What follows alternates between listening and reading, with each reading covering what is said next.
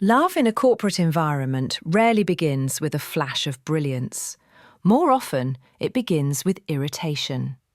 For Heinrich, the CFO of a large holding company, Ella was initially just a name on a list of employees who had made an unfortunate typo in a report to the board of directors. He summoned her to his office on the 24th floor. She entered, neither shy nor brazen, calm, with a straight back and an intelligent, attentive gaze from under her bangs. "Miss, there's an error," he pointed dryly at the printout. "That comma changes the entire meaning of the forecast." "It's not an error," she replied quietly but clearly. "It's a clarification. I checked the supplier's original data. Their reporting was incorrect. The comma separates our assumptions from the actual figures, which I've included in the notes." He delved into the notes.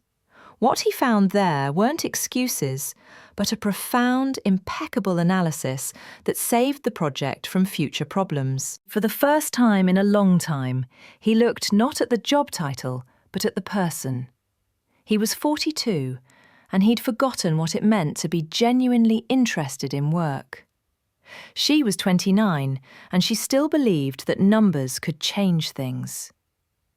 Their paths began to cross, not at glamorous corporate events, but in the twilight and rhythm of their own breathing.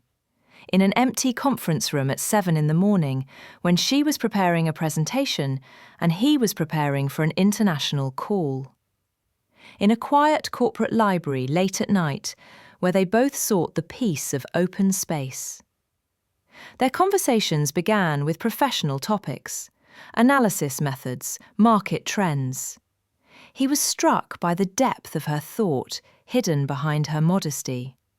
She was struck by his ability to listen, something so unusual for people at his level. Their first date was a crunch task of salvaging a failed quarterly report.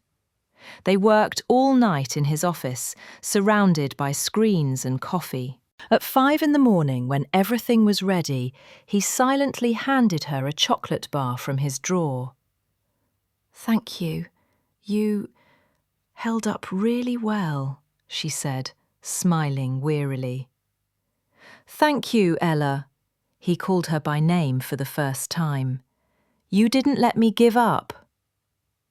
Obstacles arose almost immediately, and the main one wasn't the envy of his colleagues, but the internal codes of both of them. Hierarchy.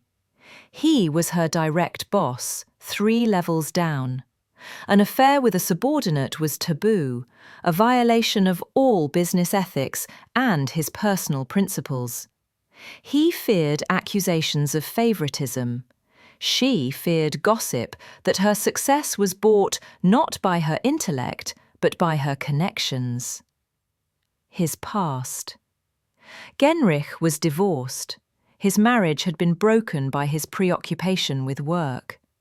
He feared that any emotion within the office was merely an illusion born of stress and intimacy. Her independence. Ella prided herself on having achieved everything on her own. Her relationship with her manager threatened her entire career in her own eyes. She even refused an offer to transfer to a related department to separate them professionally. They tried to fight back. They avoided public encounters, limiting their communication to dry, work-related emails. But one day, after emotional burnout on a challenging project, Ella couldn't take it anymore and wrote him a personal email, not a corporate one. A single sentence. "I can no longer pretend you're just my director." He replied an hour later. "And I pretend you're just my employee. Tomorrow at 7 p.m. by the embankment, not like a boss." Their first truly personal conversation lasted 5 hours. They talked not about work, but about books, about travel, about the fear of loneliness in the big city, about music that saves. They realized that behind the business suits lurked 2 lonely souls who had finally found a kindred spirit. but they were seen together. Gossip spread like wildfire. Ella slept with the boss for a bonus. The director is abusing his position. The CEO summoned Heinrich for a talk. And here they did something not romantic, but mature. Together. Heinrich didn't deny or hide anything. He publicly declared his feelings and his decision at a meeting of key executives. Meanwhile, Ella applied for one of the most competitive positions in the company, at the head office in Vienna. Not to run away, but to prove to herself and everyone that her career depended on her skills. She won the competition, beating out dozens of candidates from all over Europe. Their separation lasted a year and a half.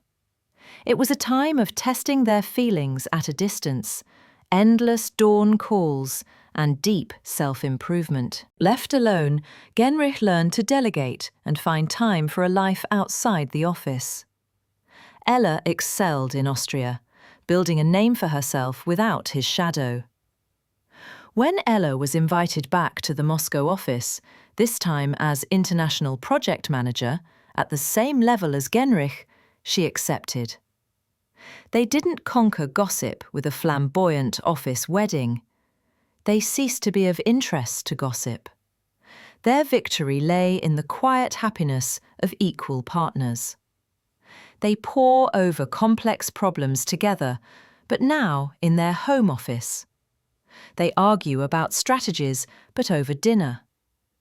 And when colleagues see them exchanging knowing glances at a meeting, and then he serves her a cup of coffee, which she loves, everyone understands. This isn't an office romance, it's a union.